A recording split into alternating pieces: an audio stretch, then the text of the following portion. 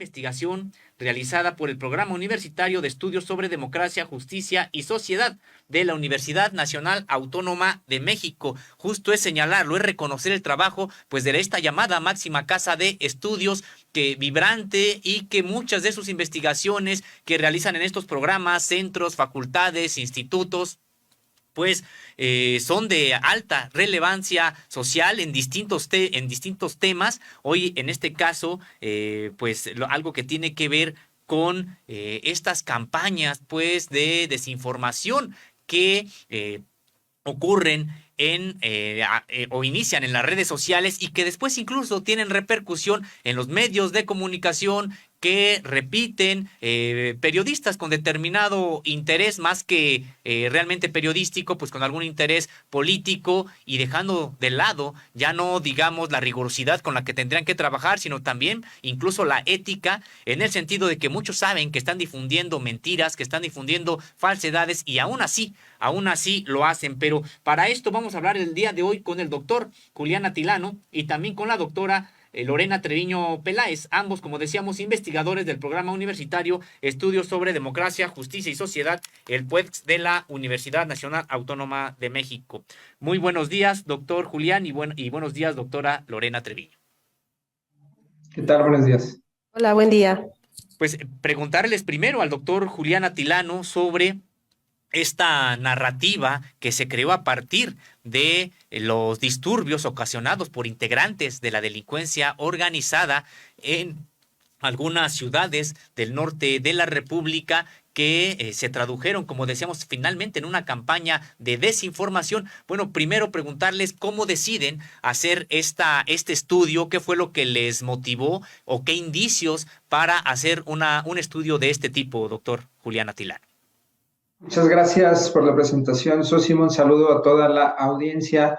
Pues como sabrán, porque ya hemos estado aquí en este excelente programa, colegas de Tlatelolco Lab, uno de los intereses de este equipo del programa universitario es analizar las narrativas, analizar la desinformación, este proceso que atenta contra la democracia, tanto en los espacios digitales como son las plataformas digitales, como en los medios de comunicación, los medios corporativos. Y observamos que a partir de lo que comúnmente se conoce como narcobloqueos, que comenzaron a partir del día 9 de agosto en Jalisco, Guanajuato, en Michoacán, Baja California, empezó a escalar en las redes sociodigitales y en los medios de comunicación una serie de narrativas que intentaron aparentemente explicar los hechos, explicar lo que había sucedido. Sin embargo, vimos que de fondo había una articulación de desinformación, de noticias falsas, de falacias, como en algún momento vamos a profundizar, y eso fue lo que nos llevó a investigar, a decidir estudiar este fenómeno. Nuevamente, la desinformación. Nuevamente, algunos actores políticos con intereses muy particulares intentando impulsar narrativas con el fin de crear percepciones y que la gente creyera esas perspectivas. Así es, buenos días, doctores Julián Atilano y Lorena Treviño, los saluda Erika Ramírez. ¿Cuáles son las principales líneas que ustedes detectan en estas narrativas que identificaron y en esta articulación de desinformación? Vimos también que el secretario de la Secretaría de la Defensa Nacional pues había informado de cómo estuvieron ocurriendo los hechos, incluso dijo que había habido una reunión de cárteles el pasado 9 de agosto y que al momento de que fue descubierta por el ejército hubo enfrentamientos que culminaron en estos hechos y en la detención de 6 integrantes de dicho cártel, pero pues no eran los líderes. ¿Qué fue lo que ustedes comenzaron a identificar a partir de que se comenzó a dar esta información?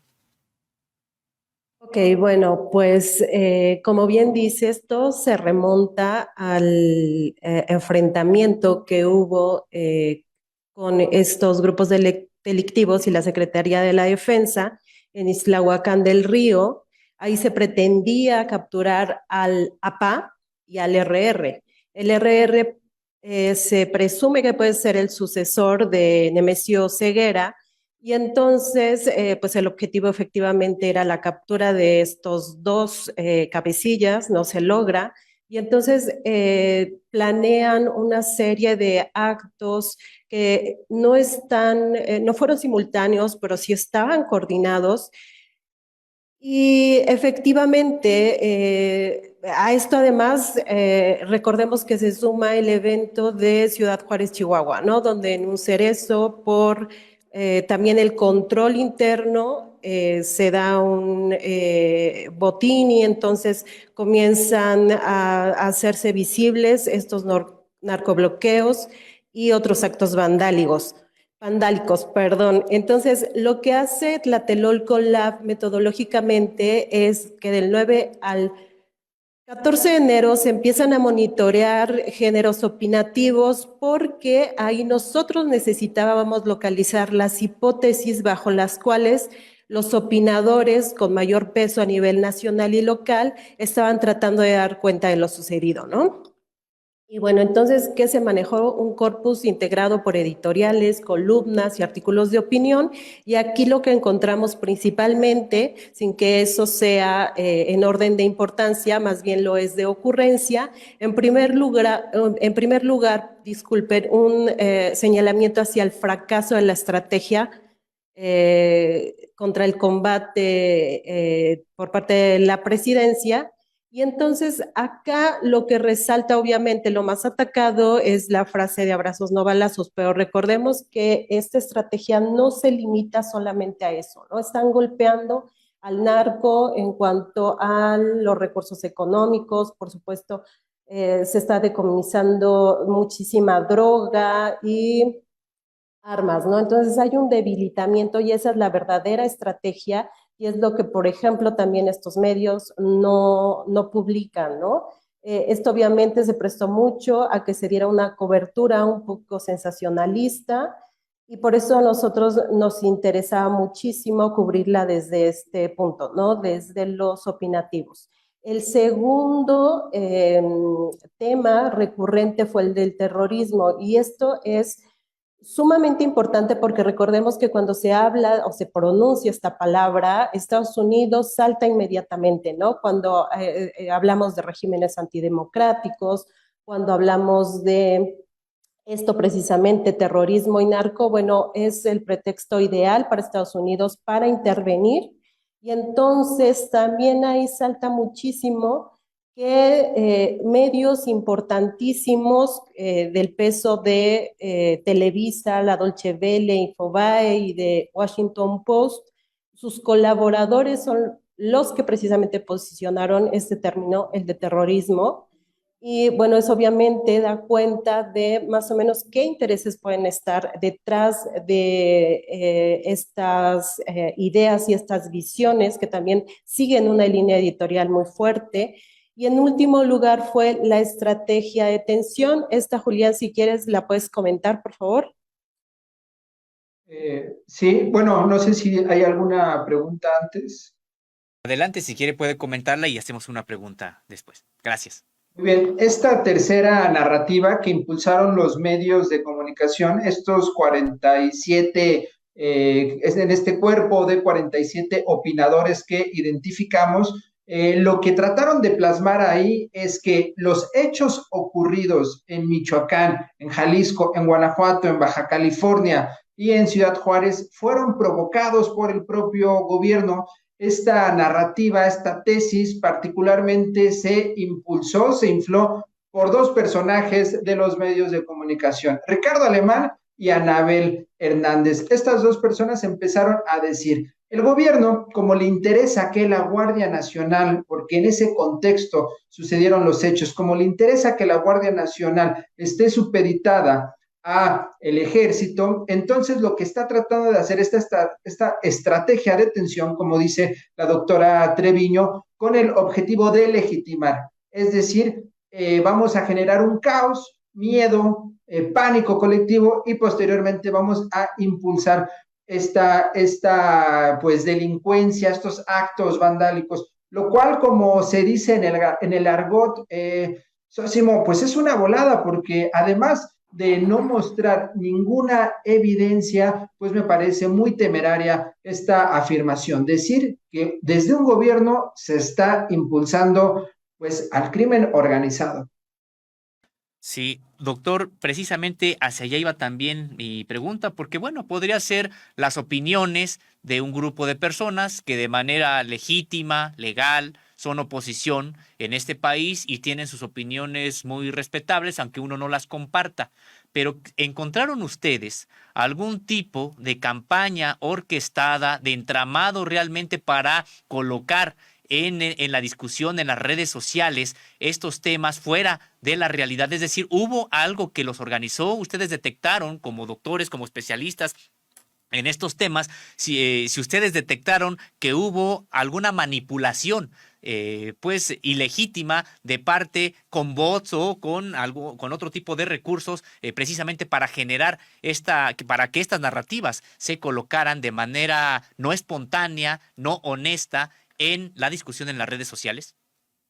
Por supuesto, es algo que ya hemos estado identificando en distintos estudios y es esta articulación entre las narrativas que se construyen en el ecosistema mediático, particularmente en los medios corporativos de comunicación, anclados a periodistas, opinadores que se han pues posicionado desde una crítica al gobierno desde la oposición, incluso con su correlato en los medios digitales, particularmente en Twitter. A partir de un análisis desde la ciencia de datos del 8 al 17 de agosto y con un corpus de poco más de 178,000 tweets, identificamos que cuando comienza este evento que comentó la doctora Treviño en Ixtlahuacán del Río, en Jalisco, empiezan a crecer, empiezan a inflarse, incluso esa sería una palabra más precisa, dos tendencias. Por un lado, la de narcobloqueos, ese identificamos que sí tenía una organicidad,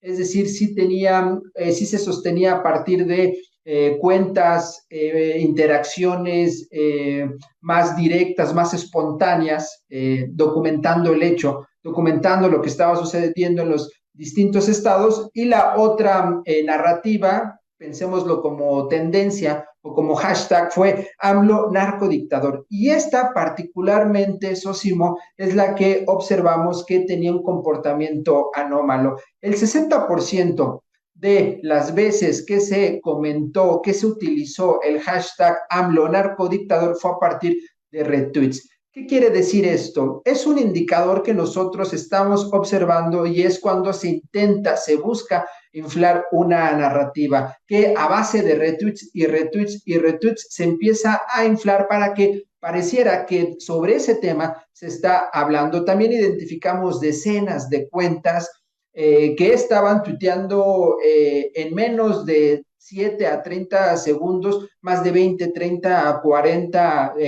tweets. Incluso identificamos una cuenta que estaba haciendo más de 200 tweets en menos de 30 segundos, lo cual evidentemente nos habla de comportamiento automatizado o lo que comúnmente se le denominan bots. Y bueno, en esta narrativa que ustedes han analizado profundamente, vemos que se utiliza pues una estrategia de falacia de personificación, es decir, todo va enfocado a una sola persona, en este caso al presidente Andrés Manuel López Obrador, doctora Lorena Treviño. No se da contexto pues de todas las otras autoridades que están en torno a la seguridad que debería existir a nivel municipal, a nivel estatal, es decir, a nivel local, y tampoco se aborda pues el antecedente histórico de quién pateó el avispero en el combate contra el narcotráfico al declarar la guerra contra este crimen organizado. Efectivamente, Erika, acá estamos olvidándonos del famoso Plan Mérida, que justo fue auspiciado por Estados Unidos y es una copia del plan que se hizo para Colombia para atacar al narcotráfico y que tampoco dio resultados, puesto que no ataca las raíces del origen del problema, ¿no? Y entonces, efectivamente, todo se reduce a que el país está bajo este crimen de violencia derivado de la responsabilidad de una persona, que en este caso es el presidente de la República. Y entonces pocos contextualizan, bueno, que en el país en realidad los narcobloqueos de manera desafortunada se viven de manera cotidiana, hay cientos por año. Y bueno, desde el 2008 se ha dado un enfrentamiento que justamente esta lógica que maneja el presidente de su estrategia podría ser más adecuada, solo que no se han dado los tiempos precisos para ver los resultados, ¿no? Es decir, atacar por un lado, bueno, lo ideal sería la prevención, pero por otro lado, lo que realmente le duele al narco, que es que le decomisen armas, le decomisen droga, porque en realidad tú al detener, por ejemplo, al RR, pues piensas que estás debilitando el cártel, pero probablemente le estás haciendo un favor a alguien que está ya formado en la sucesión. Entonces, sí, aquí lo que predominó fue, como ustedes bien decían en un principio, una desinformación que rebasó los límites ya, es decir, además, esta personificación efectivamente que vimos nosotros en las columnas habla de una manera tan grotesca de la figura presidencial, incluso al grado de insultarlo. Y por supuesto que decíamos, esta es una visión reduccionista, pero sobre todo deja mucho que desear que estos grandes medios, insisto, manejen estas versiones de la realidad que no solo no son compatibles con ella, sino que están buscando golpear el proyecto presidencial, sobre todo golpear o imposibilitar que haya una continuidad en el proyecto político, ideológico y económico del país. Y bueno, lo de la ética es un tema también muy interesante, puesto que por una parte se demuestra esto, que bien decían ustedes también al principio del programa, ¿no? Como cada vez más el asunto de la mercantilización de la información ha dejado a un lado la ética, la veracidad, el compromiso, pero sobre todo en este momento eso es precisamente lo que se busca, ¿no? Debilitar la estrategia del gobierno, no solo contra el narcotráfico, sino a nivel nacional, golpear mucho su figura y frenar la continuidad del partido al que representa. Doctor Julián Atilano, pues en ustedes, ambos investigadores de Tlatelolco Lab y del Programa Universitario de Estudios sobre Democracia, Justicia y Sociedad, presentan en su estudio pues unas gráficas muy, digamos que ilustrativas de cómo se manipula la información, cómo se incluso se miente y cómo se utilizan recursos para potenciar este discurso que no tiene nada que ver con la realidad, sino con una intencionalidad de tipo político. Me gustaría, si es que doctor nos puede abundar en este asunto, es decir, sobre, hay algunas cuentas que incluso ustedes encontraron desde la cual se difundían o se difunden sistemáticamente narrativas violentas y antidemocráticas y que se utilizaron en esta campaña, preguntarle también si esto puede ser, es costoso, si qué se necesita quienes realizan este tipo de campañas que ya como explicó hace un momento, pues no son campañas espontáneas de un grupo de personas en la oposición que de manera legítima podrían manifestarse y está muy bien y en ese momento de manera natural pues seguirse, replicar la información de unos y de otros y eso estaría dentro de la normalidad. Aquí el asunto, lo que ustedes están demostrando es que se utilizan recursos que buscan colocar de manera no natural, no espontánea, pues este tipo de narrativas. Nos gustaría si pudiera abundar en ese sentido, qué es lo que se utiliza, cómo se hacen o cómo lo hicieron en este caso particular y si esto implica algún tipo de costo económico. Por supuesto, son estrategias, son campañas, es parte de este golpeteo que proviene ya desde, al menos en México, lo tenemos documentado desde 2012, cuando empiezan estas granjas de bots para posicionar temas, para golpear. Lo que hemos observado es que ha habido una sofisticación en la estrategia digital y en la estrategia particularmente en Twitter, para atacar. Antes, al principio, Sosimo, lo que veíamos era incluso que habían estas cuentas que por default te dan la propia plataforma, que era el huevito, ¿no? Como el avatar. Ahora lo que vemos es, en esta sofisticación, pasamos de esta idea del bot, tradicionalmente una cuenta que una persona movía y que movía miles de cuentas para tratar de posicionar algo que le denominamos, la propia literatura también así lo denomina cyborgs, y son estas cuentas que tienen un comportamiento automatizado, pero también tienen una parte hasta cierto punto humana, tienen un rostro, tienen un nombre, tienen incluso hasta una biografía, intereses e incluso articulan, platican entre sí. De tal manera es que a primera vista tú te asomas a ver estas cuentas, parecería que es fulanito de tal, es una cuenta que está ahí aparentemente sin ningún indicio de comportamiento automatizado, pero entonces posteriormente empezamos a ver que sí hay una articulación, sí hay una estrategia, incluso por comunidades. Una de estas cuentas que señala Sosimo pertenecen a un grupo que lo hemos ya identificado en distintos eventos, particularmente en cualquiera, para golpear al presidente en estos eventos focales, coyunturas o eventos de alta intensidad, que se llama Liga de Guerreros. Probablemente la audiencia que nos escucha y que tal vez navega, participa en Twitter, los ha encontrado.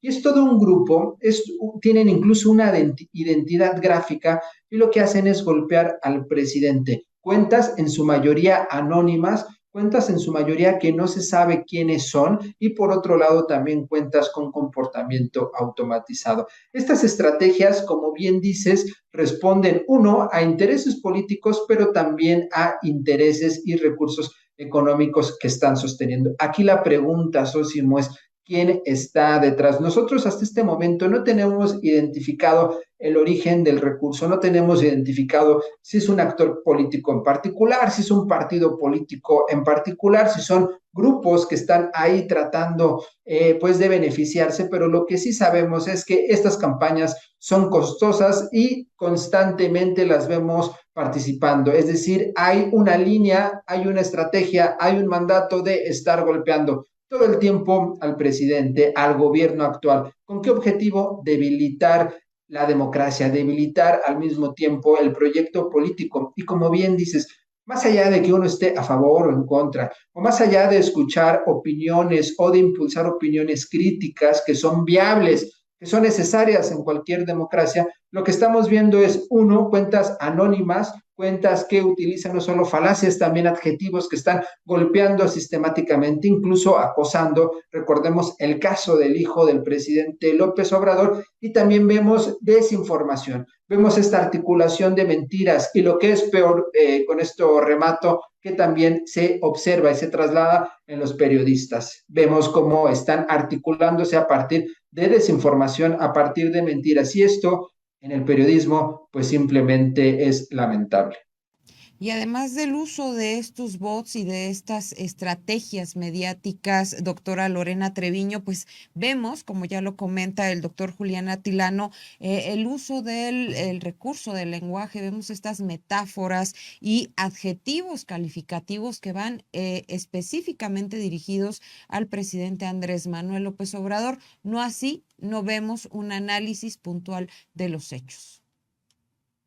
Claro, ahí queda claro que no hay una investigación comprometida, no hay un trabajo periodístico real, simplemente en este caso los opinadores se limitan a desarrollar una tesis o a proponer una tesis, en este caso a hipotetizar sobre lo ocurrido en cuanto a los narcobloqueos, y a partir de ahí de diferentes formas y justo usando recursos lingüísticos, pues se dedican a sostener esa tesis que ya previamente plantearon, ¿no? Pero es una forma simplemente de adornarlo, y no están demostrando, porque obviamente no hay, como decía, un trabajo riguroso que lo sustente, es simplemente lo que ellos perciben como real, como importante. Entonces, bajo ese encuadre, lanzan esas tesis y únicamente se dedican a adornar y a demostrar que tomaron un curso relacionado con lingüística, pero no están aportando nada sustancial con esos trabajos, ¿no? Y es lamentable porque en lugar de estar facilitando, como cualquier género opinativo lo hace en una sociedad, en lugar de estar orientando o de estar incentivando también la crítica, el pensamiento reflexivo, lo que hacen es cargar su opinión hacia estos intereses que ellos representan de manera política y económica, y además, pues, aprovecharse de esa posición que tienen dentro de los medios, ¿no? Ese lugar privilegiado que tienen para enunciar la realidad y lo reducen a suelto una tesis que está mal fundamentada y simplemente me dedico a adornarlo, a decirlo de una manera increíblemente bella, pero con cierto cuidado, porque lo que buscan precisamente a través de esas metáforas y de todas esas figuras literarias que emplean es fijarnos en el imaginario social o remontarnos, hacer estas relaciones ficticias sobre una persona o un acontecimiento a situaciones, hechos u otros ejemplos que marcaron profundamente el imaginario social y digamos ahí está un poco también la trampa o el interés por presentarlo de esa forma, ¿no? Tratan de llegar a nosotros no por lo racional, sino por las emociones, por nuestros medios, nuestras aspiraciones y bueno, todo lo que tiene que ver con sentimientos en general. Así es, y doctor Julián Atilano, también preguntarle sobre cuáles son los alcances reales de estas campañas sucias, de estas campañas que son objeto de una manipulación, podríamos decir que ilegítima, deshonesta, para tratar de falsear la realidad, distribuir mensajes de odio. Hay, ya nos comentaba, estas cuentas alrededor de Ricardo JN14 y otros que son que se han caracterizado, asociadas a la Liga de Guerreros, se han caracterizado precisamente de difundir estos mensajes de odio, mensajes que no vienen a generar un debate o a informar de manera pues honesta sobre lo que está ocurriendo, sino en realidad a desinformar y a generar unas versiones falsas de la realidad. Ahora bien, ¿cuál es el alcance real que tienen entre la sociedad, bueno, primero entre los internautas, entre los usuarios de redes sociales y luego sabemos que pasan estos mensajes al periodismo y después entonces terminan incidiendo de alguna manera también en la sociedad en general? Pero qué tanto es lo que logran pues colocarse y afectar el discurso y la narrativa pues del día a día? Pensémoslo así, Sósimo, que este tipo de recurrentes campañas que atacan a un proyecto político, a personas en lo particular, es como esta metáfora de la gota de agua que cae y que cae y que vuelve a caer y que tal vez una, pues no tiene muchos efectos, pero si ya cayó durante 2, 3 horas, 4, incluso hasta pueden moldear algo tan duro como es una piedra, como sucede en los ríos. Y lo que estamos viendo justo es una sistemática campaña que lo que busca es desprestigiar al actual proyecto político. Hay algo aquí bien importante. Depende el efecto que puedan tener estas estrategias de la fortaleza que pueda tener, en este caso, un gobierno o un proyecto. Vemos que gracias a estas campañas ha habido incluso tentativas o se han ejecutado golpes de Estado. Ha habido esta campaña también legal que se llama lawfare en inglés, y tiene que ver también con la fortaleza que tenga o no. En México, al existir un presidente con aprobaciones por arriba del 60%, estas campañas a nivel institucional tienen poco eco. Sin embargo, donde sí podemos ver que hay alcances es uno a nivel de la democracia, porque se está debilitando constantemente la democracia, las instituciones, no solo al propio presidente, la persona, a su hijo, su compañera, a su pareja, sino también a la figura presidencial. ¿Y qué nos quiere decir entonces en un sistema político presidencialista que se esté dañando la figura presidencial? Que haya después provocaciones para golpes de Estado, incluso me atrevería a decir. Y por otro lado, a nivel social, Sósimo, también lo que vemos es que con estas campañas se busca crear percepciones, se busca crear, como ya se comentó, una de las narrativas es: estamos en medio de un caos, estamos en medio de una ingobernabilidad. Luego entonces pues vienen estos contracampañas, incluso algunas veces golpistas, o para tratar de articular proyectos políticos y también para generar caos. Depende lo que estemos analizando, Sosimo. En este caso, un tema tan sensible para México, que lleva ya muchos años, que comenzó en el gobierno de Felipe Calderón, como bien comentó Erika, se le patea al avispero, el país se llena de sangre y en ese tema tan sensible se empiezan a utilizar el miedo, las emociones, como bien dice la doctora Treviño, para tratar de montar ciertas percepciones y ciertas narrativas. Nosotros le denominamos a esto shock moral, cuando la gente, la población entra en shock, y a partir de eso se utilizan procesos, emociones para tratar de crear percepciones. En suma, Sósimo, sí tienen efecto, pero se contrarresta cuando, en este caso, tenemos una figura presidencial o un proyecto amplio con mucha fortaleza y con mucho apoyo presidencial. Pero si no estuviera esta barrera de apoyo, estas estrategias tendrían mayor efecto. Sí, doctor Julián Atilano, incluso hay una doctrina, la doctrina del shock, que habla de cómo, pues sí, justo en estos momentos en que las sociedades entran en una situación de crisis, ellos, los que están en el poder, pueden reaccionar de alguna otra manera y pues en este caso los medios también son parte de los poderes fácticos que hay en el país. Doctora Lorena Treviño, a mí algo que también me llama mucho la atención es esta segunda narrativa que, además de llamarnos la atención, nos preocupa porque es utilizar la palabra terrorismo, terrorismo, terrorismo, hacer énfasis en que todo esto tiene que ver con actos terroristas y todo, pues, en llamamiento al gobierno de Estados Unidos, que cuando escucha esa palabra quiere intervenir en cualquier país.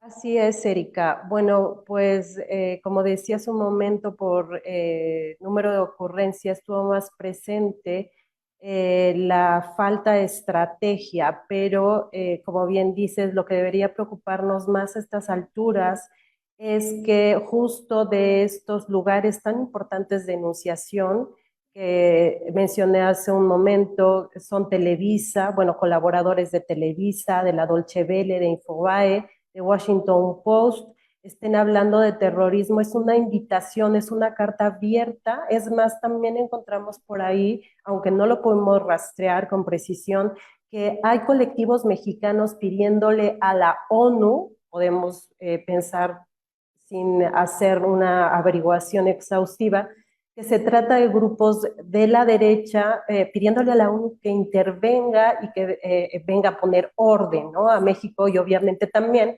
Estados Unidos va a ser el primero, porque por cierto, ¿no?, Ken Salazar dijo que es muy respetuoso de la estrategia, pero porque sabe que dentro de esa estrategia pueden aprovechar ellos la oportunidad. ¿Y qué nos espera? Bueno, fíjate que, por ejemplo, en el caso ucraniano ahorita, Estados Unidos le ha dado hasta la fecha a ese gobierno 9 billones de dólares para comprar armas.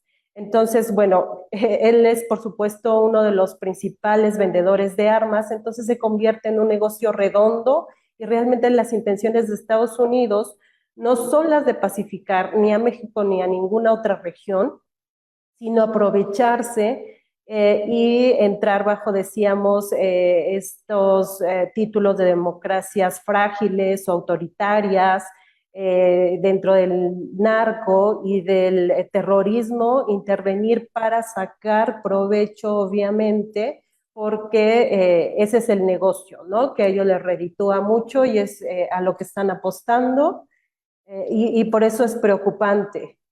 Que se mencione esa palabra, quienes la mencionan, y por supuesto también esto de los géneros opinativos nos lleva a que estos líderes ahora ya tienen diferentes canales por los cuales encauzar esa información, es decir, no están limitados porque podemos criticar mucho las audiencias de cada medio, pero que se replique y se esparza por redes sociales también ese discurso que ellos están proporcionando, pues no es cosa menor. Pues muchas gracias, doctora Lorena Treviño Peláez y doctor Julián Atilano, ambos integrantes de Tlatelolco Lab y del Programa Universitario de Estudios sobre Democracia, Justicia y Sociedad. Pues muy interesante y muy importante esta investigación, este estudio que presentan. Realmente de mucha utilidad estar al tanto de estas narrativas que a través de las redes sociales empiezan a generar discursos falsos, debates falsos a veces en la sociedad que encuentran acomodo precisamente por esta manipulación en los debates, en los medios de comunicación y después en la sociedad en general. Muchas gracias por haber estado con nosotros. Al Muchas contrario, gracias. muchas gracias por su invitación. Un saludo a Sosimo, Erika y a todos los que están del otro lado de la pantalla. Gracias por escucharnos.